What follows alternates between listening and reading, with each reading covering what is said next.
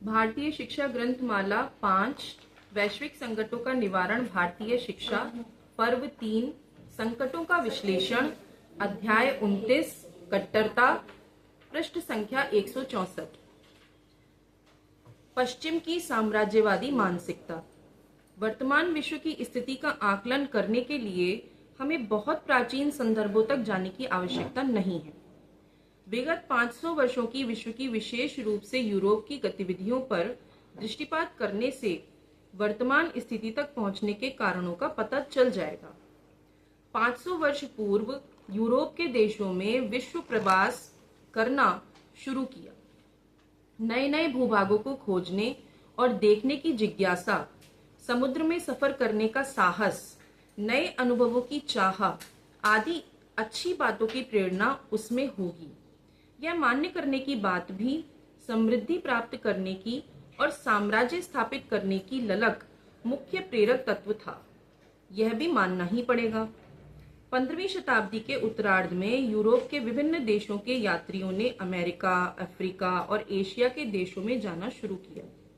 अब तो यह प्रसिद्ध घटना है कि भारत आने के लिए निकला हुआ कोलंबस भारत पहुंचा ही नहीं, भारत के स्थान पर वर्तमान अमेरिका पहुंचा। अपनी मृत्यु तक कोलंबस उसे भारत और वहां के मूल निवासियों को भारतीय ही मानता रहा। आल्जाडोर अमेरिगो नामक व्यक्ति ने जाना कि जिसे सब भारत मानते हैं वह भारत नहीं है। उसके नाम से उस भूखंड का नाम अमेरिका हुआ। उसी अवधि में वास्को डी गामा भारत भी पहुंचा। यूरोप के विभिन्न देशों ने अमेरिका में अपने उपनिवेश स्थापित किए। अफ्रीका के लोगों को गुलाम बनाकर अमेरिका ले गए। अमेरिका के वर्तमान नीग्रो मूल अफ्रीका के हैं। यूरोप के लोगों ने अमेरिका के मूल निवासियों को भी गुलाम बनाया और धीरे धीरे उनका नाश होने लगा।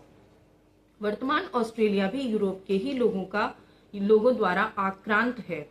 वहां के मूल निवासी भी अत्यंत अल्प संख्या में हैं। वे भारत में भी आए। भारत में अंग्रेजों के कारनामे अप्रसिद्ध हैं। लूट के लिए व्यापार और व्यापार के लिए राज्य, ऐसा उनका काम रहा। इस काल में इंग्लैंड की बड़ी गर्वोक्ति रही कि ब्रिटिश साम्राज्य में सूर्य कभी अस्त नहीं होता। यूरोप विश्व के अन्य देशों तक आधिपत्य जमाने में यशस्वी हुआ। उसने अन्य देशों पर आधिपत्य जमाया, परंतु उन देशों की प्रजा को अपना नहीं माना। इसलिए यूरोप का आधिपत्य गुलामी, अत्याचार और ईसाई मत में मतांतरण का पर्याय बना। जहां इतने से भी काम नहीं चला, वहां शिक्षा के माध्यम से यूरोपीकरण का प्रयास हुआ। भारत जैसे देश के लिए यह विशेष रूप से अपनाया गया मार्ग था। अफ्रीका और ऑस्ट्रेलिया जैसे देशों में ईसाईकरण से ही उनका काम चल गया। यूरोपीय जीवन दृष्टि मुख्य रूप से कामना पूर्ति के लक्ष्य को लेकर व्यवहार में अर्थ केंद्रीय रही है। अतः जहां जहां भी ये गए, वहां की समृद्धि को हस्तगत करना उनका प्रथम उद्देश्य रहा। इस दृष्टि से व्यापार करना उनका मुख्य काम था। व्यापार में मुनाफा कमाना ही उनकी नीति रही। इसलिए अधिक से अधिक कर वसूलना, अधिक से अधिक मजदूरी करवाकर कम से कम वेतन देना, सारे आर्थिक सूत्र अपने हाथ में रखना उनकी मुख्य प्रवृत्ति रही। अपने यूरोपीय होने का घमंड जिन प्रजाओं पर राज्य करते थे, उनकी संस्कृति के विषय में अज्ञान और उपेक्षा तथा उन प्रजाओं को अपने से कम दर्जे के मानने की प्रवृत्ति उनके आधिपत्य का प्रमुख लक्षण रहा। विश्व के अनेक देशों को इस प्रकार के आधिपत्य की कल्पना भी नहीं थी। भारत को तो नहीं ही थी। भारत में राजा और प्रजा के संबंध की जो कल्पना रही, इससे तो यह सर्वथा विपरीत था।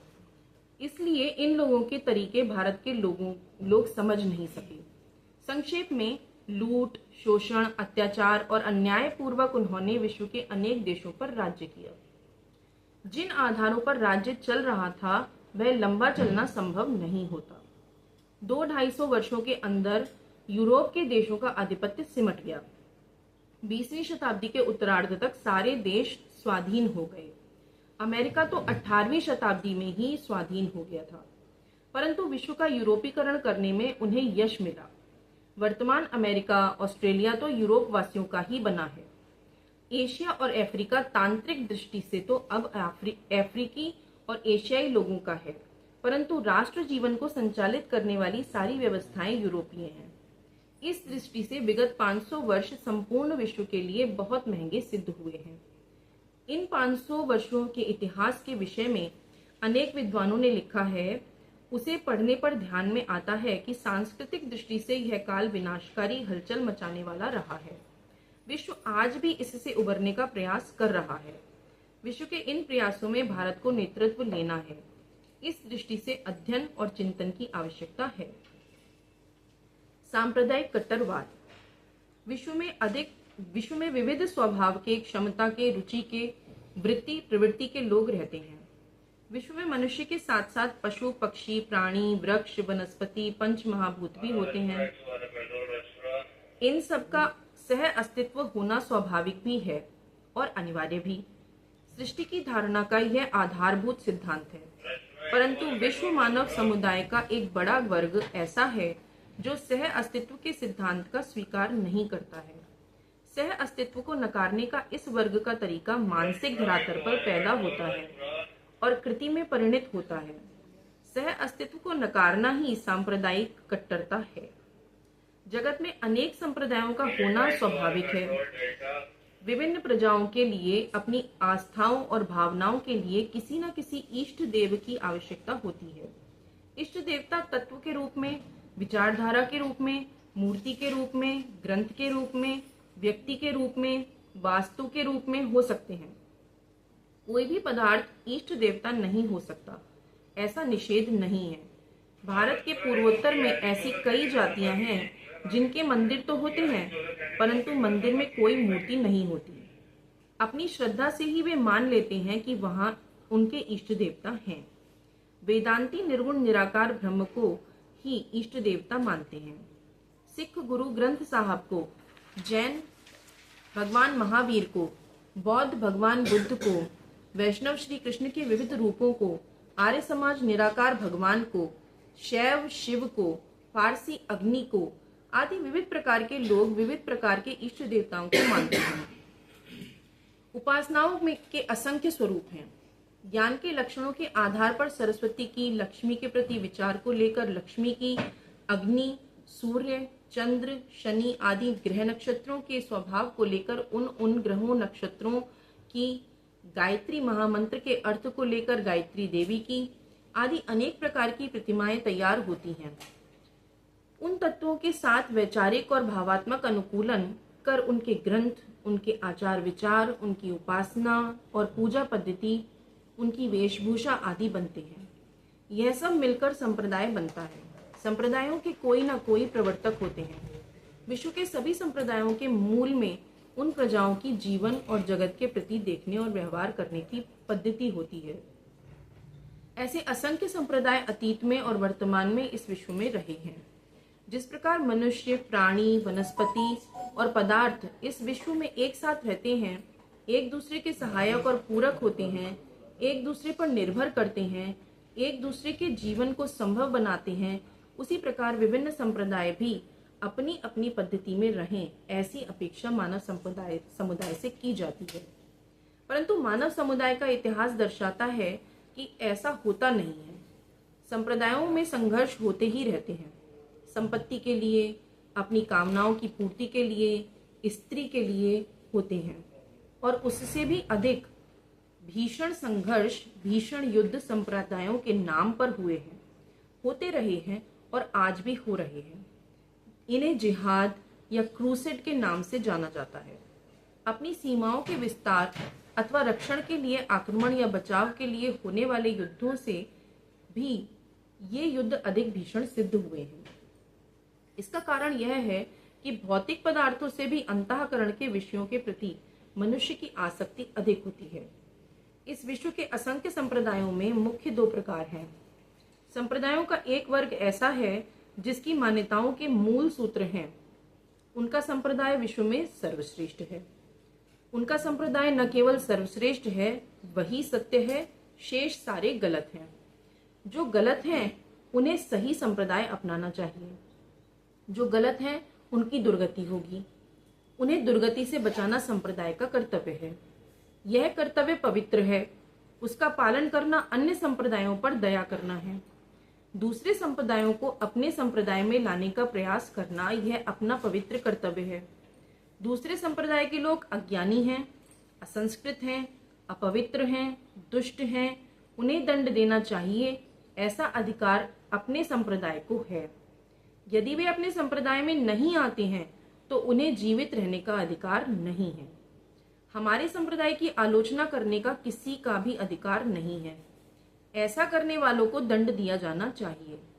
विश्व भर में केवल अपना ही संप्रदाय स्थापित नहीं होता तब तक रुकना नहीं चाहिए। संप्रदायों के इस वर्ग का मुख्य लक्षण यह है कि वह सह अस्तित्व में नहीं मानते। जो हमारे जैसा नहीं है उसे या तो हमारे जैसा होना चाहिए, नहीं तो हमारा दास बनना चाहिए, नहीं तो मर जाना चाहिए। तीनों बातों में हम उसकी सहायता करेंगे। इन परमत असहिष्णु और सह अस्तित्व में नहीं मानने वाले संप्रदायों में इस्लाम और ईसाईयत सबसे प्रबल है। विश्व भर में अपने मत का प्रचार और प्रसार करने का सिलसिला उनके जन्म काल से ही शुरू हुआ है। संप्रदाय का संबंध भावनाओं के साथ होता है। पवित्रता, सज्जनता, भक्ति, पूजा, उपासना, साधना, तपश्चर्या आदि बातें इसके साथ जुड़ी होती हैं। परंतु ये दोनों अपने संप्रदाय का प्रचार करने के लिए अत्याचार की भी किसी सीमा तक जा सकते हैं। लालच, भय, छल, शोषण, अत्याचार, मारपीट, गुलामी और मृत्युदंड कुछ भी करने में उन्हें संकोच नहीं है। विगत 1000 वर्षों में देश या तो इस्लाम या ईसाई मतावलंबी बन चुके हैं। भारत में इन दोनों ने कितना ऊधम मचा रखा है इसका अनुभव हम कर ही रहे हैं। अपने संप्रदाय के प्रचार के साथ साथ अन्य संप्रदायों को हानि पहुंचाना भी चल रहा है। इस्लाम मूर्ति पूजा में नहीं मानता, इसलिए वह कहता है कि जगत में किसी को भी मूर्ति पूजा नहीं करनी चाहिए। जगत में अन्य संप्रदायों के मंदिरों को, उनकी मूर्तियों को तोड़ना उनका परम कर्तव्य है। ईसाइयों ने अफ्रीका, अमेरिका, ऑस्ट्रेलिया और भारत में जो निगृण कारनामे किए हैं वे भी मशहूर हैं। सोमनाथ, काशी, मथुरा, अयोध्या, भारत में ही कितने उदाहरण इस्लाम के हैं। गोवा का इतिहास ईसाइयत के कारनामों से भरा हुआ है। इतना ही है कि हम इसे याद करना नहीं चाहते, जानना नहीं चाहते। जो भारत की है वह स्थिति विश्व के अन्य देशों की है। सांप्रदायिक असहिष्णुता का यह सिलसिला विश्व के लिए बहुत घातक सिद्ध हो रहा है। भारत को इसका इलाज ढूंढना होगा, केवल अपने लिए नहीं, समस्त विश्व के लिए, क्योंकि यह जरा भी न्याय नहीं है। विशेष बात यह है कि इन दोनों के लिए भारत में धर्मांतरण बहुत कठिन सिद्ध हो रहा है। दोनों के तरीके उनके स्वभाव के अनुरूप अलग अलग हैं, परंतु प्रयास आज भी हो रहे हैं। इस्लाम प्रकट हिंसा, जोड़तलबी और आतंकवाद का सहारा लेता है, जबकि ईसाईयत लोभ, लालच, चिकित्सा, छल आदि का। भारत में वनवासी, दलित, पिछड़े कहे जाने वाले लोगों में सेवा के माध्यम से तो अमीर, नगरवासी, शिक्षित लोगों में शिक्षा के माध्यम से निर्धार्मिकता फैलाने के प्रयास होते हैं। एक का स्वरूप भौतिक है, दूसरे का मानसिक, परंतु इतने शतकों से प्रयास चलते रहने के बाद भी अभी भारत पूर्ण रूप से धर्मांतरित नहीं हुआ है। यही भारत की शक्ति है और विश्व की आशा। क्या आपने संप्रदाय का प्रचार गलत है? नहीं, गलत नहीं है। यदि कोई श्रद्धा और विश्वास पूर्वक, विवेक पूर्वक, आस्था पूर्वक किसी भी संप्रदाय को स्वीकार करना चाहता है या कोई किसी को किसी भी संप्रदाय का स्वीकार करने के लिए प्रेरित करना चाहता है तो उसमें कोई बुराई नहीं है। इन तत्वों के आधार पर अपने संप्रदाय को फैलाने की स्वतंत्रता भी सबको है, परंतु अन्य संप्रदायों की निंदा करना, उन संप्रदाय का पालन करने वालों को परेशान करना, उनके साथ छल करना बुरा है, उसे अपराध ही मानना चाहिए। उसी प्रकार बिना इस प्रकार के ठोस कारणों के अपना संप्रदाय छोड़ना भी नहीं चाहिए। विश्व में अशांति और अस्थिरता के लिए जबरदस्ती या टेढ़े मार्गों से होने वाला धर्मांतरण भी बड़ी मात्रा में कारण रूप है। सह अस्तित्व को नहीं मानना ही सांप्रदायिक कट्टरता का कारण है। प्रत्यक्ष रूप से दूसरों को जीने की मनाही नहीं की जा सकती, जीने से रोका नहीं जा सकता, प्रत्यक्ष उन्हें मारा भी नहीं जा सकता, तथापि अंतःकरण की इच्छा तो यही रहती है। इसलिए पहला चरण होता है स्वतंत्रता और समानता के स्तर पर किसी का स्वीकार नहीं करना, दूसरे का आदर नहीं करना, सेवा भी करना तो उपकार के भाव से, कुछ देना भी तो विवशता के से अथवा कोई स्वार्थी हेतु मन में रखकर, मौका मिलने पर उसे लूटना, मारना और समाप्त करना। इस सह अस्तित्व को नकारने वालों की समाज व्यवस्था भी वैसी ही होती है। उनके न्याय के, सत्य के, उदारता के मापदंड अपने और परायों के लिए अलग अलग होते हैं। विश्व व्यवस्था में ऐसा कभी चलता नहीं। ऐसे दोहरे मापदंड वाले लोग विज्ञान को मानते नहीं। इस कारण से उनका विज्ञान के साथ विरोध होता है।